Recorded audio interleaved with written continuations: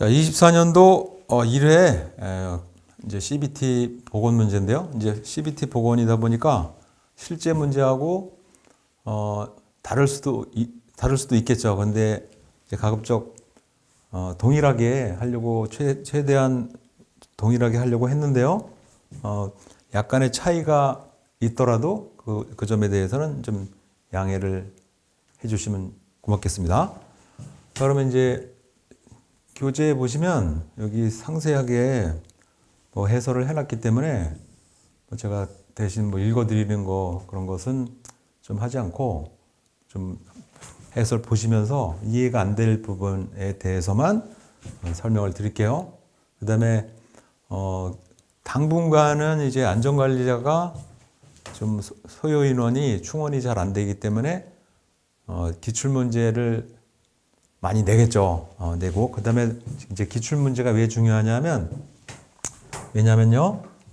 이 기출문제인데 이제 대한민국에서 시행되는 모든 시험에는 기출문제가 좀 많이 나옵니다. 이 기출문제 많이 나오는데 그런 그 사연은 왜 그러냐면 첫 번째 출제자들은 항상 뭐를 우려하냐면 출제를 잘못하면 자기가 지탄을 받게 되잖아요. 그래서 출제 오류가 되지 않도록 하기 위해서 가장 무난한 방법은 기출문제에서 내면 출제 오류가 안 생기겠죠. 그 다음에 또 하나, 이거 궁금해하시는 분들 계세요. 출제자는 도대체 누가 하는 거냐? 이게 누가 할 것 같습니까? 이거 출제하시는 사람을? 이게 어디 흔히들 무슨 교수 그런 사람들이 하는 거 아니냐 이렇게 생각하시는데 그렇지도 않고요. 뭐가 하냐면 그 사람들이 합니다. 근로감독관이에요. 근로감독관. 노동부에 가면 노동부에 근로감독관이라고 있거든요. 이 사람들이 기사도 내고 그다음에 지도사 문제도 이 사람들이 거의 낸다고 보시면 돼요. 물론 기술사는 이제 이분들이 문제를 못 내고 좀 어려우니까 기사나 지도사도 이분들이 문제를 내고 있는 거죠. 그래서 그러다 보니 이제 출제 오류를 방지하기 위해서 이제 기출 문제를 많이 내는 경향이 있고요. 그다음에 당분간은 이제 안전관리자가 충원이 잘 안 되다 보니까 문제를 좀 난이도를 좀 낮춰서 지금 내고 있는 중이죠. 그래서 25년도 예를 들어 26년도까지 이제 기사 시험이나 이제 산업기사 시험에 응시하시는 분들은 좀 다른 때보다 좀 비교적 이제 손쉽게 합격을 할 수 있는 어떻게 보면 기회다 이렇게 보셔도 되겠죠. 그래서 문제가 난이도가 좀 낮습니다. 자, 보시면 해설을 잘 해놨으니까 제가 책을 읽어드리는 거는 제가 하는 게 아니니까요. 여러분들이 보시다가 이해가 안 갈 부분에 대해서만 설명을 드리겠습니다. 드리면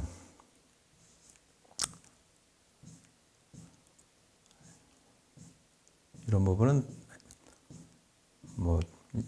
쉽게 요런 부분은 이제 암기 유해한 방정식서 제출 대상이거든요. 이런 문제는 물론 암기를 하셔야 되는데 이게 암기하려면 이거 양이 너무 많다 이렇게 좀 두려워하시는 분들이 계신데 물론 양이 많긴 많죠. 그래서 이런 걸 암기하실 때는 저 같은 경우는 어떻게 저도 예전에 이제 기술사 볼 때 이제 암기했을 거 아니에요? 어떻게 암기했냐면 저는 이렇게 했습니다. 숫자 작은 거부터 암기했어요. 그래서 10이 있고 10, 그 다음에 31이 있고 그 다음에 50이 있어요. 50이 있고 그 다음에 이제 숫자로 치면 5천이 그런데 저는 앞에 따서 3만이 있고 5천이 2개 있고 그렇죠? 그 다음에는 이제 댐이나 터널이죠. 그러면 거의 외우게 되죠. 그러니까 외울 게 별로 많지 않아요. 10, 31, 50, 3만, 5천 요거만 외우면 되죠. 하나, 둘, 셋, 넷, 5개만 외우시면 나머지는 터널, 댐이니까요. 이건 금방 외워지지 않을까 싶습니다. 그 다음에 하나 설명드리면 여기에 3번에 지간 길이 나오거든요. 지간 길이. 요 지간 길이라고 나오잖아요. 교량의 지간기. 이건 무슨 뜻이냐면요. 교량에는 교량을 잠깐 그리면 이렇게 끝부분에 교대가 있고요. 교대가 이렇게 있고 여기에 교량이 이렇게 있겠죠. 여기 또 마찬가지로 끝부분에 다시 교대라는 게 있고요. 교대라는 게 있고 그 다음에 여기 다시 도로하고 연결되겠죠. 그러면 이 연결되는 이 부분을 뭐라고 하냐면 이거를 접속 슬라브 이렇게 부릅니다. 접속 슬랩 이렇게 부르고요. 그 다음에 이제 교량에 이걸 상부를 상부 슬랩 부릅니다. 상부 슬랩 이렇게 불러요. 한국말로는 상부 슬라브죠. 네, 뭐 상부 슬랩이라고 부르고요. 중간에 이런 게 있잖아요. 이거 교각이잖아요. 교각이 이렇게 있습니다. 이렇게 있죠. 교각이 있는데 그러면 이제 이 하단에는 물론 여기 기초를 이렇게 해놨죠. 하단을 기초를 해놨고 이렇게 해놨겠죠. 해놨는데 요 상단에 보면 교각의 상부, 그 다음에 이걸 교대라고 부르거든요. 교대의 상부. 여기에 뭐가 있냐면 이렇게 동그랗게 돼가지고 이런 게 있습니다. 베어링의 일종의. 왜냐면 교량이 온도 차에 의해서도 늘었다 줄었다 하고 차가 뭐 갑자기 급정거를 한다든지 아니면 차량 통행이 많을 경우에는 이제 좀 이렇게 아래로 좀 처짐이 생기겠죠. 그러면서 교량이 좀 움직입니다. 이게 잘 움직이라고 이렇게 베어링을 넣어놨어요. 그래서 이것을 뭐라고 하냐면 지승 이렇게 부릅니다. 지승 불러요. 그러면 교량이 떨어질 거 아니에요. 너무 움직이면. 그래서 떨어지지 말라고 한쪽은 이렇게 보통 표시를 이렇게 하거든요. 이렇게 하는데 한쪽은 이렇게 떨어지지 말라고 묶어놨습니다. 이것을. 그래서 이걸 고정시킨 지승, 고정단 이렇게 부르고요. 이렇게 동그랗게 된 부분을 가동단 이렇게 부릅니다. 가동. 움직인다 이런 뜻이에요. 가동단. 그러면 잘 이해가 안 되실까봐 약간 입체로 그리면 이제 정면에서 보면 이런데 상부에서 보면 이렇게 됐겠죠. 교량 이렇게 된 거 아니에요, 그죠? 교량이 이렇게 됐습니다. 그래서 이걸 지승이라고 한다 그랬잖아요. 교량의 받침이에요. 받침인데 지승의 중앙점 그러니까 받침의 중앙에서 중앙까지 이걸 뭐라고 하냐면 지승과 지승 사이다 보니까 이걸 지간 길이 이렇게 부릅니다. 지간 길이. 이게 이 뜻이에요. 최대 지간 길이 50m. 이것을 지간, 그래서 이 지간의 길이라는 게 이 뜻이니까 이걸 좀 이해하고 암기하시면 훨씬 도움이 되지 않을까 싶어서 설명을 한번 드려봤고요. 나머지는 차례 읽어보시면 본교재에 있는 내용이 전부 상세히 설명을 드린 내용이기 때문에 쉽게 틀릴 문제가 제가 볼 때는 없습니다. 공부를 조금만 하셔도. 그 다음에 이제 26번 하는 게 애덤스가, 여기 또 아담스라고 했는데, 읽을 때 애덤스라고 읽어야 되겠죠? 애덤스인데, 애덤스가 공정성 이론을 했어요. 공정성 이론. 요거는 뭐냐면, 여러분들도 마찬가지고, 저도 마찬가지고, 나의 투자된 것, 인풋분에 내가 얻는 것. 요것은 거의 동일할 수는 없겠지만 타인이 투자한 것과 얻은 것. 이게 좀 거의 엇비슷해야지 공정하겠죠. 그래서 애덤스가 말한 것은 공정성 이론은 이런 얘기죠. 그러면 일반적으로 이제 예를 들어서 어떤 사람은 너 같이 하루에 8시간 자고 8시간 일하고 해서 나는 한 달에 예를 들어서 300만 원을 받는데 어떤 사람은 아무것도 안 하고 노력도 안 하고 쉽게 돈을 벌고 그러면 공정성이 좀 깨지겠죠. 그게 이제 우리가 현재 겪고 있는 문제가 될 수도 있겠지만요. 그래서 내가 투자한 것 대비 얻는 것은 타인의 그것과 비슷해야 이제 공정한 이론이다 이런 얘기를 애덤스가 했다는 거죠. 좀 비교적 합리적이죠. 그러면 여기 공정성 이론에서 투입과 산출 내용 중 투입이 아닌 거 이건 뭐 당연히 뭐 이건 뭐 설명하지 않아도 이 내용만 이해를 하면 쉽게 뭐 고를 수 있는 문제가 되겠고요. 그 다음에 이제 요 30번 커트 레빈을 보면 그것도 뭐 알파벳 생긴 대로 레인이라고 읽어놨어요. 사실 커트 레빈이라고 읽어야 되죠. 이제 이 사람이 독일 사람이거든요. 그러니까 유태인 출신의 그 독일에서 활동하다가 1차 대전 때 미국으로 망명한 사람인데 이 사람은 이 얘기를 한 거죠. 모든 사람의 행동은 behavior는 이렇게 설명할 수 있다고 말한 거죠. 뭐냐? personality, 즉 인적인 요인과 그다음에 environment, 환경적인 요인의 지배를 받는다. 그래서 이 지배를 받기 때문에 이 사람이 어느 조직에서든 원하는 활동을 잘 하기 위해서는 F, 요 펑션을 잘 설계해야 된다. 이렇게 주장한 거죠. 그죠? 네. 그래서 30번에 커트 레빈이 말한 조직 변화의 과정으로 옳은 것은 해놓은 거죠. 그래서 약간 이 문제가 약간 좀 어려울 수 있죠. 어려울 수 있어요. 어려울 수 있습니다. 그래서 커트 레빈은 뭐라고 했냐면 조직의 과정이 having, 변화, 재동결 이렇게 된다고 조직 변화를 변화 과정의 메커니즘을 이렇게 했죠. 이것은 좀 생소한 문제이긴 합니다. 그래서 한번 이번 기회에 알아두시면 좋겠고요.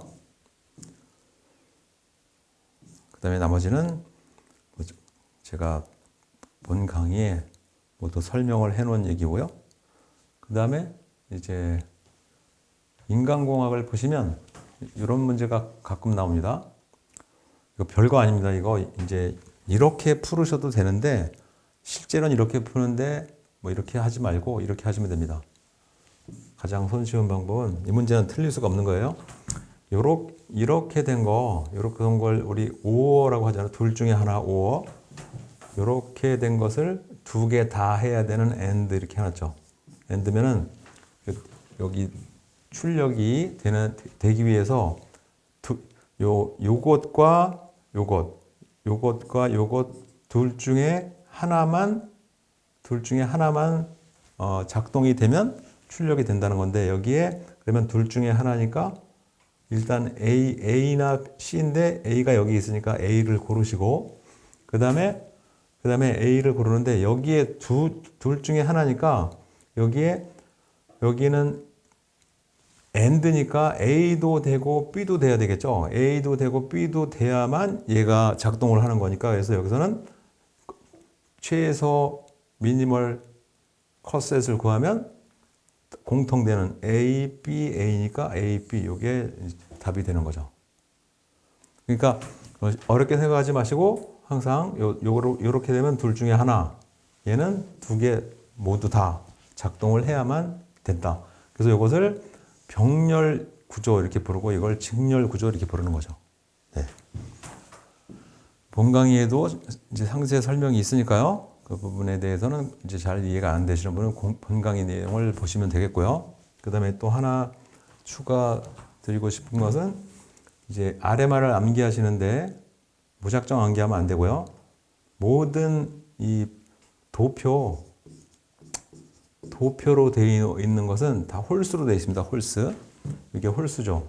1, 2, 3, 4, 5. 그래서 이게 왜 홀수로 해놨냐면 중심이 있습니다. 여기 중심을 만들어 놓은 거예요.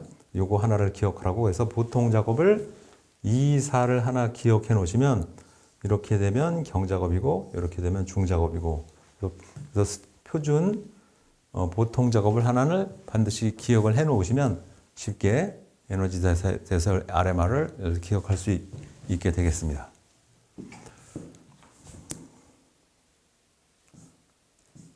나머지는 뭐 쉬우니까 넘어가고요.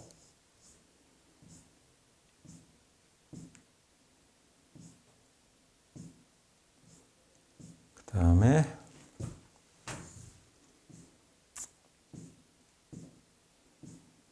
뭐 해설을 정말 굉장히 자세히 해놨으니까 시간 내셔서 반드시 읽어보셔야 되고요. 그 중에서 이런 걸, 이 문제를 좀 어려워하시는 분들이 계십니다. 뭐가 있냐면, 이 문제를 이제 이해가 안 된다는 분이 계신데, 80번 피어 기초거든요.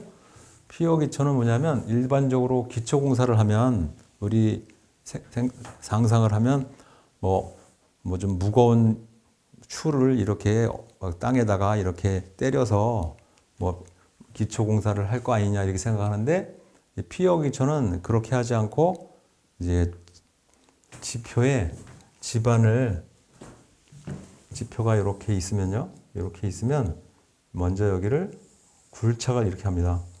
굴착을 하고 이제 콘크리트를 넣고 뭐 파일을 넣는다든지 또는 철근을 넣는다든지 이렇게 해서 공사를 하는 방법이 되다 보니, 이제 첫 번째 장점으로는 물론 소음이 좀 생기긴 하지만, 뭐 이제 교재에서는 뭐라고 하냐면 소음 및 진동이 없다 이렇게 우리가 표현하거든요. 사실은 소음이 좀 있긴 있죠. 진동도 좀 있긴 하지만 매우 좀 다른 공법에 비해서 매우 적다. 그래서 이것은 소음 진동이 없는 공법 이렇게 해놓고 있거든요. 그러면 이제 예를 들어서 이제 어떤 어려운, 아직 공부를 안 한 문제가 나왔다고 쳤을 때 한번 제가 옳은 정답을 고르는 요령을 설명드리자면, 피어 기초 공사에 관한 설명으로 옳지 않은 것을 했는데, 1번 양이 많으니까 이제 보기 중에서 양이 많은 것은 대부분 맞는 거죠. 뭐 틀리는 내용을 이렇게 상세히 적을 필요는 없는 거잖아요. 그러니까 이거는 맞을 가능성이 높고요. 그 다음에 두 번째, 얘도 문장에 큰 하자가 없고, 3번을 보면 진동과 소음이 발생하는 공법이긴 하나, 요게 좀 이상하죠. 약간 거짓말 냄새가 좀 나잖아요. 그래서 이런 문제를 공법이긴 하나, 요렇게 문장이 구성되어 있으면 이것은 뭔가 트릭이 있는 거니까 얘가 정답이라고 항상 고르셔야 되죠. 그러니까 아무리 공부를 해도 여러분들이 뭐 모르는 문제가 있을 수 있어요. 그럴 때 뭐 쉽게 뭐 하늘의 운을 맡기고 아무 문제나 선택하기보다는 잘 읽어보시면 여기 허점이 항상 있습니다. 공법이긴 하나. 이게 이상하잖아요. 그러니까 이게 정답이다 이렇게 고르시면 되거든요. 해서 이제 어쨌든 문제가 한번 나왔으니까 피어 기초 공사를 어떻게 하는지에 대해서 개략적으로 제가 빨리 그림을 그려서 그림 올려놓고 설명을 드려보도록 하겠습니다. 자, 제가 잠깐 그림을 그려봤습니다. 그래서 이거 외에도 베네토 공법이나 아니면 올케이신 공법이나 뭐 RCD 공법도 다 피어 기초인데요. 피어 즉 굴착을 하고, 아까 설명드린 대로 굴착을 하고 이후 작업을 하는 거죠. 그러니까 소음 및 진동이 없다. 일반으로 타격하는 공법이 아니다 보니까요. 그 대표적인 세 개를 설명드리자면, 이건 캐스트 인 플레이스라고, 이건 팩트 인 플레이스, 믹스드 인 플레이스 이렇게 부르는데요. 뭐 용어는 모르셔도 되고요. 어떻게 하냐면, 이게 지표면이에요. 이렇게 여기가 지표면이면 그러니까 오거라고 이제 뭐라고 해야 되냐면, 오거 4분 아니고요. 번역을 하자면 뭐 호미 정도 됩니다. 호미. 즉 오거로 이렇게 그림을 이렇게 그렸잖아요. 이렇게 그렸으니까 얘가 이게 무슨 뜻이냐면 돌아가는 거예요. 이렇게 실제 건설 공사하는 현장에 가면 이렇게 생긴 게 실제 있어요. 이렇게 꽈배기처럼 생겨가지고 이렇게 차가 다니거든요. 그게 뭐냐면 이게 오거 천공기거든요. 그 천공을 하면 돌아가면서 땅을 굴착을 하니까 뭐 크게 소음 진동이 안 생기겠죠. 그러면 이제 천공을 했어요. 그러면 생김새에 의해서 흙이 밖으로 나오겠죠. 이렇게 꽈배기처럼 돼 있으니까. 다 나오면 철근을 이렇게 집어넣습니다. 철근을 집어넣고 그 다음에 콘크리트를 타설하는 거죠. 그러니까 소음 진동이 없겠죠. 그 다음에 PIP는 어떻게 되냐면 천공을 하고 천공과 즉시 몰타를 주입하죠. 네, 몰타를 주입하고 아직 이게 굳지 않았으니까 이후에 H 파일을 이렇게 집어넣는 방식이고요. 믹스드 인 플레이스는 어떻게 되냐면 굴착을 하면서 흙 속에는 사실 뭐 불순물도 많지만 주로 굵은 골재도 있고 자갈이 있잖아요. 자갈도 있고 모래도 있고 그러니까 흙을 그대로 사용하는 거죠. 흙을 그대로 사용해서 바로 기둥을 만들어버린 기초공사를 만들어버리는 방식이죠. 그래서 이것을 소일 시멘트라고 소일 시멘트라고 부릅니다. 즉 번역하면 흙 시멘트죠. 흙 시멘트. 예, 이렇게 된 것을 믹스드 인 플레이스라고 하고요. 이 세 가지 방식이 가장 대표적인 피어 기초 방식이라고 볼 수 있겠습니다. 그러면 이제 특징에 보면 하시는 김에 특징에 보면 그 MIP 믹스드 인 플레이스는 당연히 흙을 사용하니까 경제적이고 돈이 안 들겠죠. 비용이 가장 싸고 그다음에 CIP는 이제 지하수가 없는 경우에 하고 PIP는 자갈층, 사질층에서만 주로 하는 방식이고 이렇게 이해를 하시면 좋지 않을까. 왜냐하면 몰탈만 주입한다고 해놨잖아요. 몰탈이 뭐냐면요. 사질층, 자갈층 해놨으니 몰탈 주입은 무슨 뜻이냐면 이제 콘크리트에 구성하는 재료가 제가 이제 본 강의도 있지만 이게 굵은 골재이고요. 굵은 골재가 40% 정도 들어가고요. 그 다음에 모래, 즉 잔골재라고 부르는 모래가 30% 들어가고요. 그럼 벌써 70%잖아요. 그 다음에 20%가 시멘트가 들어가고 나머지 10%가 물이 있다 이렇게 보는 거거든요. 그러면 여기서부터 물과 시멘트까지 합친 거 요거를 뭐라고 부르냐면 페이스트 이렇게 부릅니다. 페이스트 번역하면 풀이에요. 풀. 페이스트 풀이고 그 다음에 여기 잔골재까지 이렇게 합치면 이 구간을 뭐라고 부르냐면 얘를 몰탈 이렇게 부릅니다. 몰탈. 그래서 몰탈 주입이니까 얘는 자갈층이 좀 있어야 되겠죠. 그래서 당연히 PIP는 자갈층이 있는 곳에 공사를 하는 피어 기초이다 이렇게 보시면 되죠. 그래서 피어 기초는 이제 대표적인 것이 이거 외에도 있지만 대표적인 것이 이 공법인데 그러면 보시는 바와 같이 당연히 집안을 막 억지로 위에서 무거운 걸로 때려서 기초 파일을 넣는 것이 아니고 굴착을 하고 시멘트를 주입하는 방식이다 보니까 당연히 이제 소음과 진동이 없는 공법이다. 이 대표적인 공법이 되겠죠. 이해가 잘 되시죠? 그래서 이렇게 이해하시면 되겠습니다. 그래서 다시 문제 올려놓고 마지막 이어서 해설을 해드리도록 하겠습니다. 자, 그래서 제가 설명드린 바와 같이 피어 기초 당연히 진동과 소음이 발생하는 공법이라고 했으니까 3번이 틀린 내용이 되겠습니다. 쉽죠? 네, 아주 쉽습니다.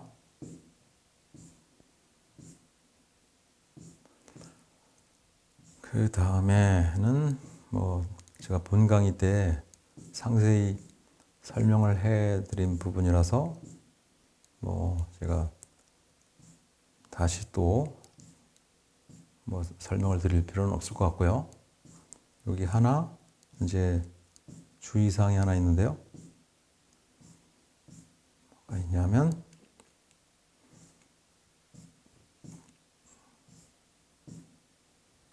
이 부분이 있습니다. 산업안전보험관리비 여기서는 계산 기준인데 여기에 이제 25년도에도 시험에 나오겠죠. 왜 그러냐면 이걸 바꿨어요. 25년도 1월 1일부터 개정을 해놨습니다. 예전에는 갑공사, 을공사, 중건설, 철도계도 특수했는데 이번에는 건축, 토목, 중건설, 특수건설 이렇게 해놨거든요. 그래서 여기 철도계도가 여기 중건설로 같이 포함됐습니다. 자, 그러면 여기서는 갑공사가 건축공사였거든요. 을공사가 이제 토목공사였고 이 부분을 해소를 이렇게 했죠. 그러면서 요율도 바꿨습니다. 3.11 그다음에 제일 낮은 거는 2.07 이렇게 그래서 시험 문제 요 사항이 이제 시험에 나올 것으로 우리가 예상할 수 있겠죠. 한번 외우셔야 되는데 암기를 하셔야 되는데 좀 4개나 되니까 숫자이고 좀 암기가 나는 정말 난 암기가 싫어 그러시는 분들은 어떻게 하시냐면 이 중에 하나라도 외우세요. 뭘 외우시냐면 계상 그 적용 비율이 제일 높은 거, 중건설이 재발생 비율이 좀 높게 해서 제일 높아요. 3.64. 요거 하나라도 외우셨으면 좋겠습니다. 물론 4개 다 암기하시면 좋겠는데 요 중건설 3.64 요거는 반드시 암기를 하셔야 될 것으로 생각됩니다. 왜냐하면 25년 1월 1일부터 적용되기 때문에 당연히 시험 문제에 나올 것이다 라고 생각을 하셔야 됩니다.